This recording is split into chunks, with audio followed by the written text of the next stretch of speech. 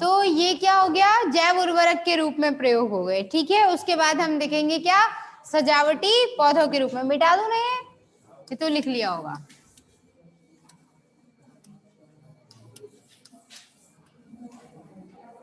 तो आगे लिखेंगे इसमें क्या, सजावटी पौधों के रूप में।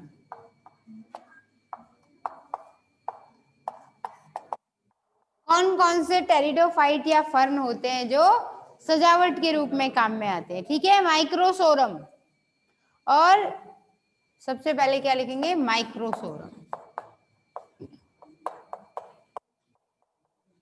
वैसे तो स्थलीय होते हैं, लेकिन ये ज्यादातर वहां उगता है जहां जलीय कंडीशन होती है, मतलब पानी ज्यादा होना चाहिए। ठीक है, और एक्वेरियम में उगाया जाता है माइक्रोसोरम टेरोपस।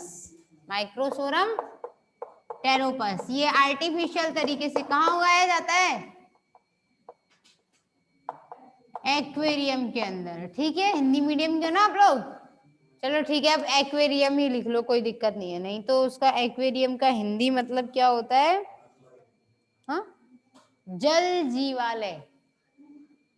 जैसे पुस्तक के लिए पुस्तकालय है ना, विद्या के लिए विद्यालय, ऐसे ही जल में रहने वाले जीवों के लिए जल जीवालय, जैसे एक्वेरियम कहते हैं। ये याद हो जाएगा आपको, यही ठीक है।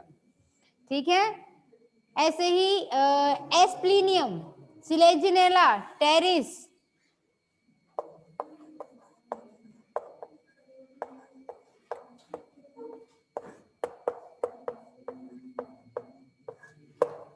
ये सब क्या है, सजावटी हैं।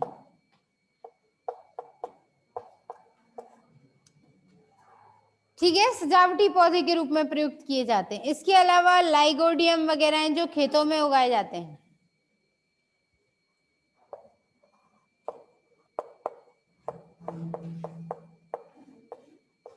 अच्छा, खरपतवार क्या होता है,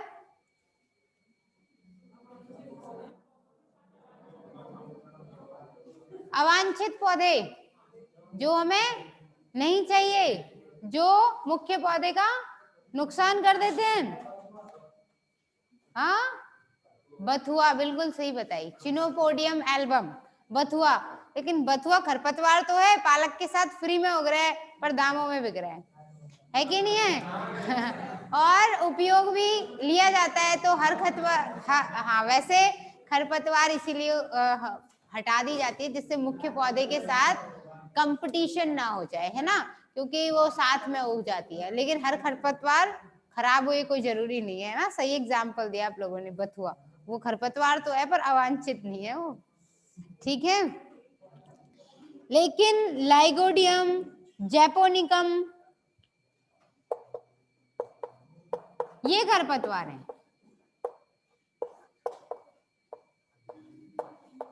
क्या है ये, खरपतवार है। ठीक है, तो ये हो गया इसका उपयोग। उसके बाद आगे हम अब पढ़ेंगे, एक एक के बारे में पढ़ेंगे। ठीक है, टेरेडो वगैरह, क्योंकि इसमें इसके बाद फिर रंभ सिस्टम और पढ़ना है हमको। तो पहले हम स्टीलर सिस्टम पढ़ लेते हैं सेकंड यूनिट में, क्योंकि आपकी फर्स्ट यूनिट आज हो गई पूरी इस तरीके से। ठीक है, पता नहीं चला, सुन लो भाई, देखो मैं इसीलिए तुम्हें साथ के साथ बताते चलती हूँ। फर्स्ट पे जो पहला पेपर करवाया था उसमें भी बता दिया था।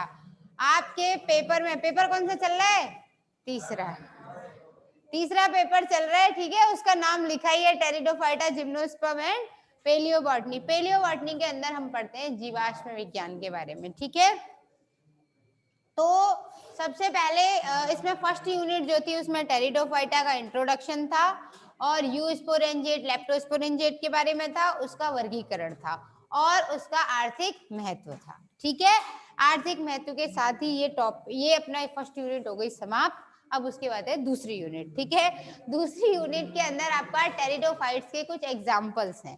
ठीक है, जैसे आप लोग इक्विसिटम, सिलेजिनेला, आइसोइटीज, ठीक है ना, इन सब के बारे में पूरा डिटेल में पढ़ेंगे, लाइगोडियम वगैरह के बारे में। ठीक है, और इसके अलावा सेकेंड यूनिट में क्या है, स्टीलर सिस्टम।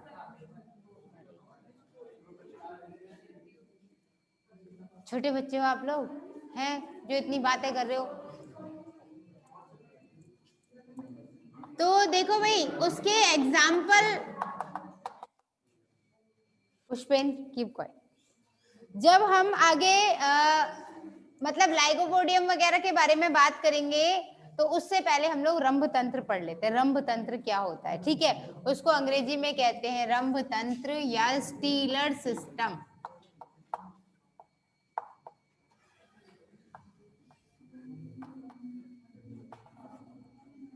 रंभ तंत्र या स्टीलर सिस्टम क्या होता है ये पढ़ोगे आप लोग सबसे पहले।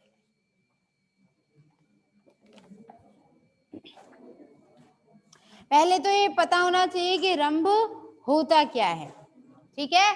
सबसे पहले रंभ का मतलब होता था प्राथमिक। देखो भाई अब तक मेरी बात समझना, पहले बॉटनी में आप लोगों ने फर्स्ट ईयर में क्या क्या पढ़ा था? एल्गी पढ़ा था, लाइकेन पढ़ा था,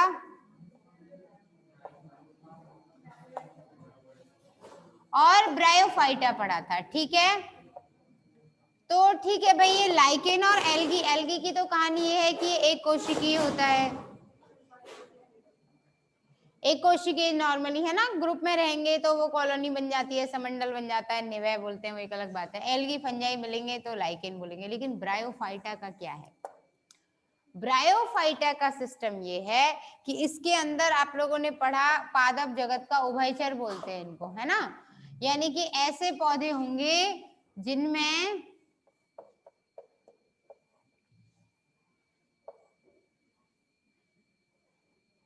पड़ी होगी ना ये मार्केंसिया, मार्केंसिया है, सही बता रही हूँ, ठीक है।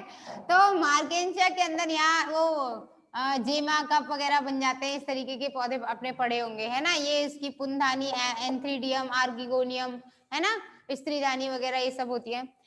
तो इसमें आप लोगों ने ये पढ़ा कि भाई कहीं से कहीं तक पौधे ज्यादा बड़े तो है नहीं है, लंबाई उनकी थी नहीं, तो उन्हें पानी ऊपर चढ़ाने के लिए कोई तंत्र चाहिए नहीं, न ही प्रकाश संश्लेषण के उत्पाद को कहीं जड़ वगैरह अन्य भागों तक पहुंचाने की जरूरत है। कुल मिला के इनके अंदर किसी भी तरीके का कोई संवहन तंत्र नहीं था। और संवहन तंत्र का हिस्सा क्या होते हैं? संवहन तंत्र किससे बनता है? जाइलम और फ्लोएम, है ना। तो ठीक है, जाइलम और फ्लोएम किस अरेंजमेंट में रहते हैं, कैसे क्या लगे हुए होते हैं, क्या उनका अरेंजमेंट होता है, व्यवस्था कैसी होती है, उसी को क्या बोलते हैं हम? रंभ। रंभ का मतलब है प्राथमिक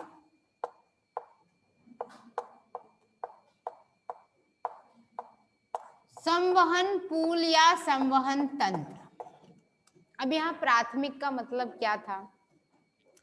कभी आपने देखा होगा कोई बड़ा सा पेड़ जिसका तना कटा हुआ, देखा है ऐसे रखा हुआ कहीं? देखा होगा।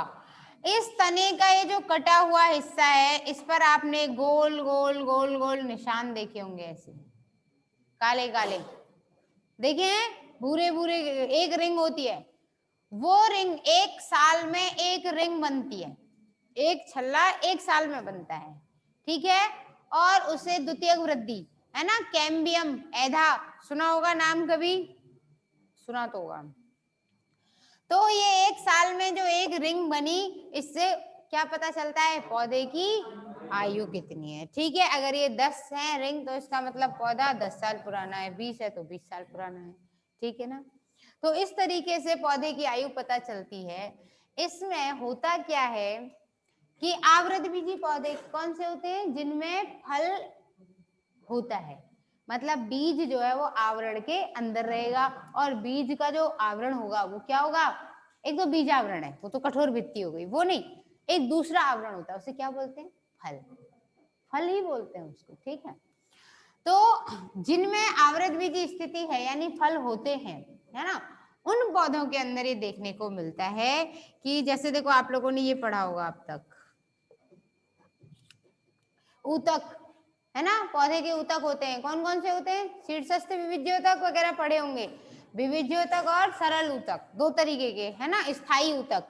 फिर देखो पूरा बता देती हूँ क्योंकि तभी समझ आएगा आपको तरीके से। पादप ऊतक दो तरीके के होते हैं, एक क्या होता है? विविध्योतक,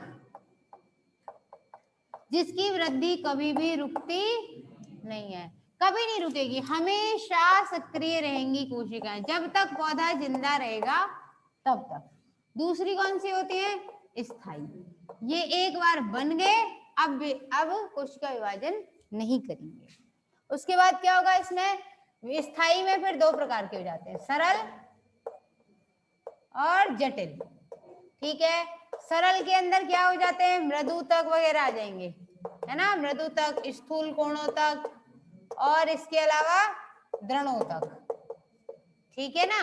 हाँ, क्या क्या? Parenchyma, sclerenchyma, collenchyma. इसको बोलते हैं कॉलेन्काइमा स्थूल कोणोतक, इसको बोलते हैं स्क्लेरेन्काइमा और इसको बोलते हैं पैरेन्काइमा। क्लास तो बहुत होशियार है तुम्हारी। जटिल ऊतक दो प्रकार के होंगे, ठीक है ना। कौन कौन से? एक होता है जाइलम और एक होता है फ्लोएम। ये सरल क्यों है? क्योंकि एक ही प्रकार की कोशिकाओं से मिलकर बने हैं। और ये जटिल क्यों है? क्योंकि ये बहुत सारी प्रकार की कोशिकाओं से मिलकर बने हैं। जैसे जाइलम है तो जाइलम के 4 तरीके के हिस्से पाए जाते हैं, xylem parenchyma, xylem fibres, vessels और ट्रैकिड्स, मतलब वाहिकाएं और वाहिनिकाएं, जाइलम मृदुतक और जाइलम रेशे। फ्लोएम की भी कहानी यही है ना, फ्लोएम मृदुतक, फ्लोएम रेशे, इसके अलावा क्या होगा? चालनी कोशिकाएं। अच्छा, चालनी कोशिकाएं वही लंबी हो जाती है, इकट्ठी हो जाती है, तो चालनी नलिकाएं, सीव ट्यूब और सीव सेल्स। वो बाकी की जो बचा कुछ डाउट है वो आप 3rd ईयर में क्लियर करोगे, वह डिटेल में है। चालनी नलिका है, चालनी नलिका के बाद आगे क्या आएगा? कंपेनियन सेल्स, यानी कि सहायक कोशिकाएं, है ना। क्यों? क्योंकि चालनी नलिकाओं में केंद्रक नहीं होता, केंद्रक नहीं होगा तो इसके काम धाम कोई कंट्रोल करेगा, तो सहायक कोशिका होती है उसका कंट्रोल करेगा। ठीक है, आगे बात करते हैं, ठीक है ना, कि जाइलम हो गया, फ्लोएम हो गया, और उस जाइलम फ्लोएम के बाद नमस्ते, गेट बंद कर जाना प्लीज। अब तो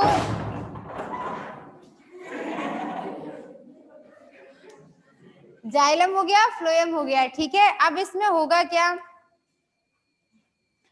तो इनका अरेंजमेंट कैसे होगा? ये क्या हो गए? शीर्ष विविज्योतक हो गए। कौन कौन सा? शीर्षस्थ विविज्योतक, ये अंतर्वेशी, और ये क्या हो गया? पार्श्व विविज्योतक। ठीक है, ठीक है, ये विविज्योतक हो गए। इसके बाद क्या होगा? धीरे धीरे शीर्ष विविज्योतक किसमें बदलता है? फिर बाद में पार्श्व विविज्योतक में, क्योंकि सबसे पहले तो शीर्ष विविज्योतक ही आता है। कोई भी पौधा हो उसमें बीज होगा तो बीज में 2 संरचनाएं ऐसे देखने को मिली होंगी आपको, है ना। एक होता है क्या?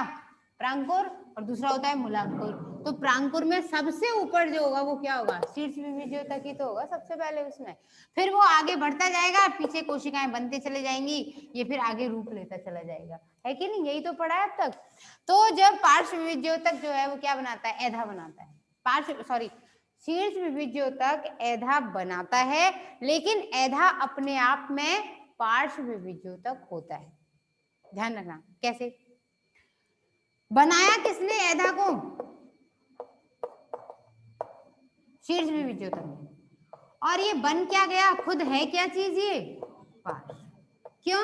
क्योंकि पार्श्व किसके लिए होता है? मोटाई में वृद्धि करने के लिए, पौधे की चौड़ाई बढ़ाने के लिए। अब ये होता कहाँ है? जाइलम और फ्लोएम के बीच, चाहे फ्लोएम इधर हो और जाइलम इधर हो। जाइलम और फ्लोएम के बीच में मृदुतक की कोशिकाएं लगातार वृद्धि करती रहती है, तो उसे ऐधा कहते हैं। ऐधा होगी तो लगातार जाइलम फ्लोएम हर साल नए नए बनते रहेंगे। समझ आ रही है बात? जब ऐधा होती है और वो जाइलम फ्लोएम नए नए बनाती है हर साल, तो उसे क्या कहते हैं? द्वितीयक वृद्धि। ठीक है, तो जो द्वितीयक वृद्धि हुई उसके बाद यहाँ क्या है? प्राथमिक संवहन पूल है, यानी कि जब प्रांकुर बना, इसमें शीर्षस्थ विविज्योतक था, इसने खुद ऐधा नहीं है, कोई बात नहीं, सबसे पहले एक जाइलम बनाया होगा और एक फ्लोएम बनाया होगा। अब वो किसी भी स्थिति में हो सकता है, हम ऐसे लेते हैं नॉर्मली। ये हो गया आपका जाइलम, इधर आपका नहीं मतलब पेड़ का, ये हो गया फ्लोएम। ठीक है, ये जाइलम और ये फ्लोएम। आ गई बात समझ में? तो अब ये जाइलम फ्लोएम जो पहले सबसे पहले बने उसी को क्या बोल देंगे, प्राथमिक संवहन। आगे बात समझ में? इसलिए कोई डाउट हो तो पूछ ले।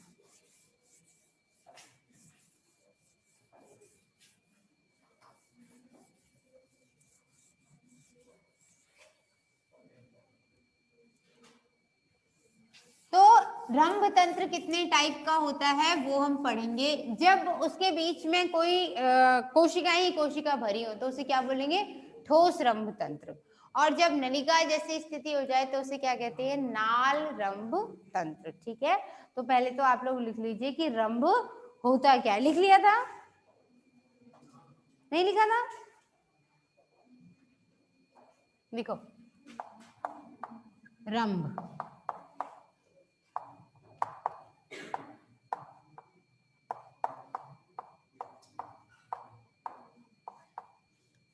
प्राथमिक संवहन पूल या प्राथमिक संवहन ऊतक को रंभ कहते हैं।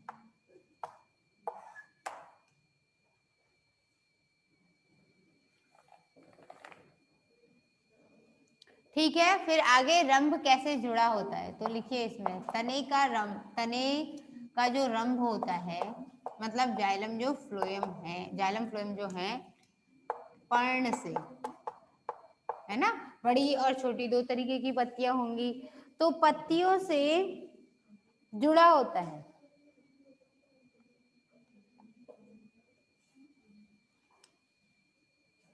तने का रंभ पर्ण के रंभ से जुड़ा होता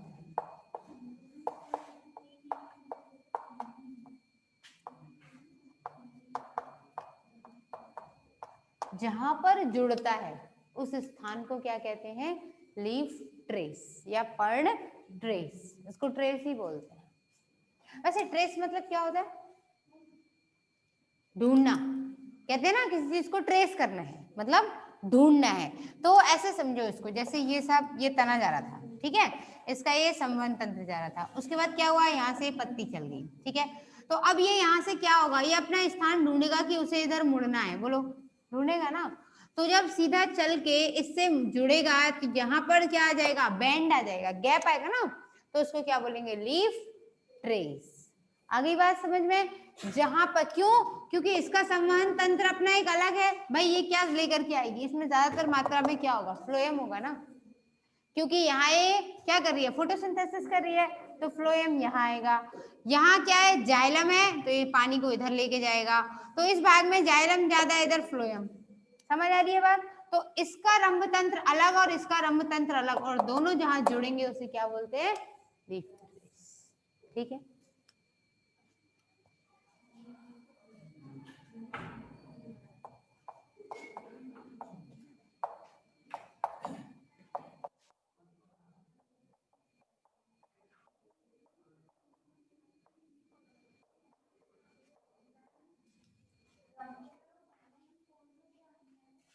रंभ, हाँ, संवहन पूल या संवहन ऊतक तो एक ही चीज है।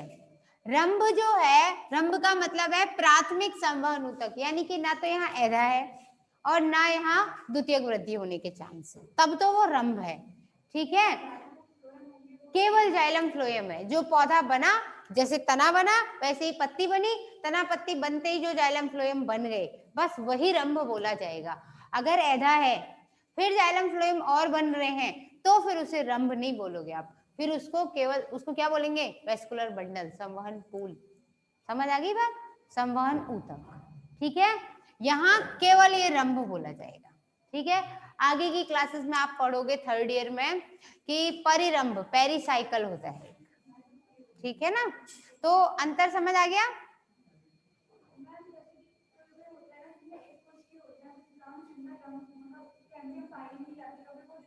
एक minute, correct your self for the life time.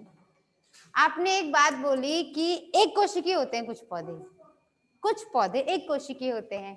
जब पौधा एक कोशिकीय है तो फिर उसमें रंभ हो ही नहीं सकता। भाई ये बताओ रंभ क्या होता है, ऊतक होता है, और ऊतक की परिभाषा क्या है, कोशिकाओं का समूह। तो जब पौधा ही एक कोशिकीय है तो उसमें कोशिकाओं का समूह आने वाला ही नहीं हुआ ना, तो आ ही नहीं सकता। फ्लो, आप मुझे एक छोटी सी बात बताओ कि फ्लोएम है क्या? अभी आपने पढ़ा फ्लोएम क्या है? फ्लोएम आपने ही कहा ना अभी कि चालनी नलिकाओं का होता है, चालनी नलिकाएं होती है, सहायक कोशिकाएं होती हैं, और फ्लोएम पैरेन्काइमा होता है उनके अंदर, मतलब फ्लोएम मृदुतक होता है, पढ़ा ना? और इसके अलावा फ्लोएम रेशे फाइबर्स होते हैं। तो इतनी सारी कोशिकाएं जब हो जाएंगी तो वो पौधा एक कोशिकीय तो होने से रहा। अब आप क्या कहना चाहते हो?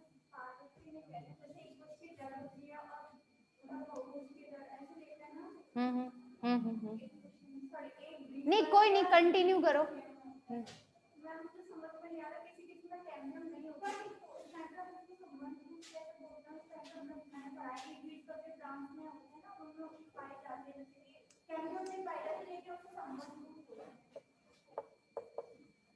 अब समझ आया मेरे को तुम्हारा क्वेश्चन क्या था।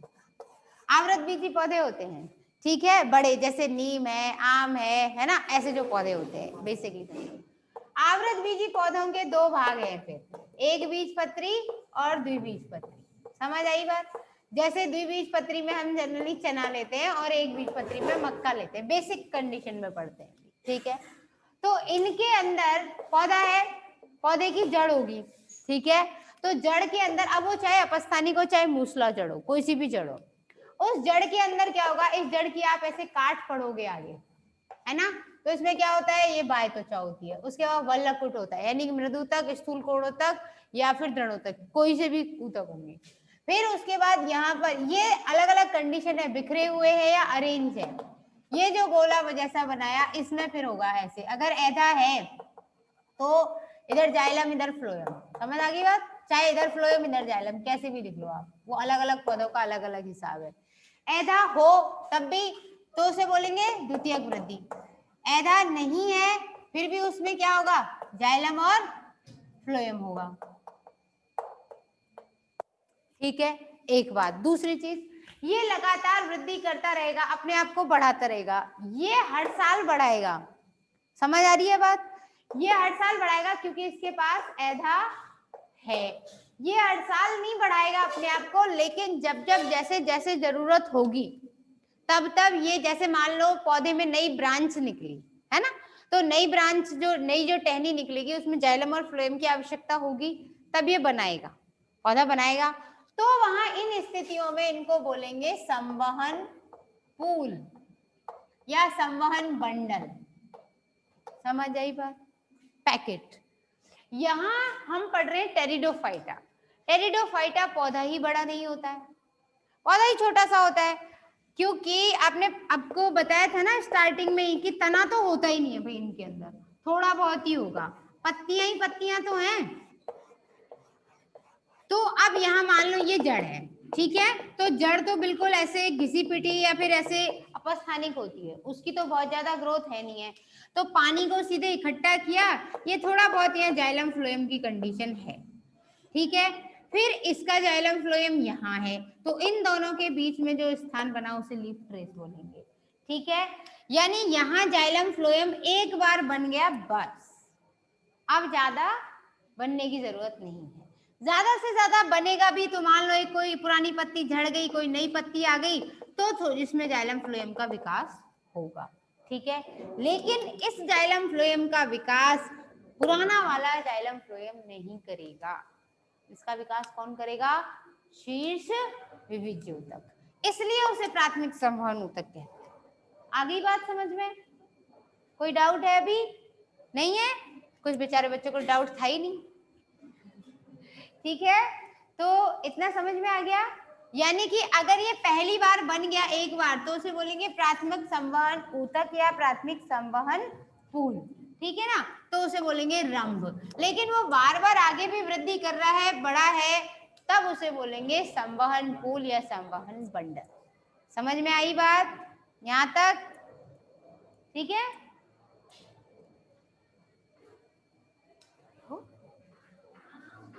ठीक है, तो बाकी की कहानी कल।